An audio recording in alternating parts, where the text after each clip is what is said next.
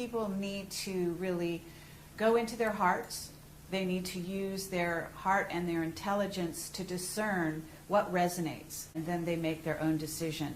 We've got plenty of the other side of information out there, and I think it's time that we hear from this side. I want to bring something up that's very important.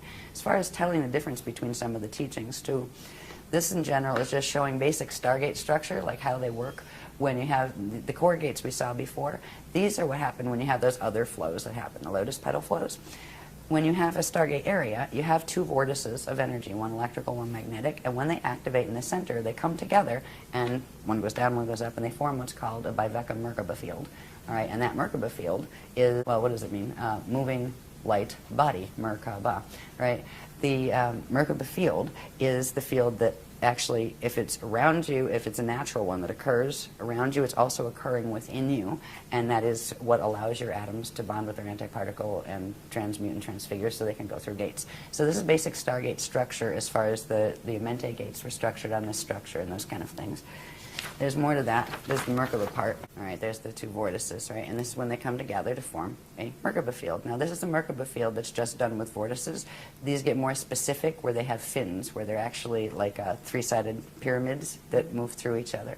But I just wanted you to see the basic structure of when Stargates activate. These Merkaba fields, which are vortice fields, activate within them and also within your body and around your atoms and in your atoms. This thing here is something that I would like to point out. This is called a Kathara Grid, light, sound, one, Kathara. It is literally the radiation template upon which everything in the eternal life systems are structured. It is the first creation template, and it has very, very specific proportions. Some people say, oh, it's a tree of life, but actually, if you look at it, it isn't. It's actually the tree of eternal life.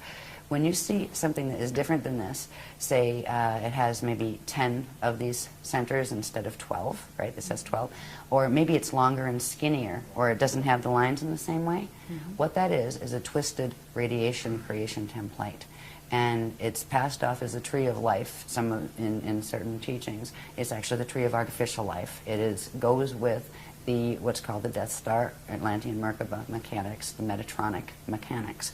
This is the natural structure of what is called a Kathara Grid. And in a minute you see how important this is, because literally the structure of the cosmos, of Stargates, but all of those structures we saw a little bit of with the circles, the spheres, right? Wherever you see a sphere, it implies we call these the bones. You have the bones and the balls. The bones are the radiation template that is built on Kathara Grid. And Kathara Grid will always have these proportions. They're very specific proportions in relation to each other. And that is a living template. And with that template and the structures built upon it will be living. Our body structures, we have one that runs through our body that right now is very mutated because of the planet, and we'll see a little bit of that later.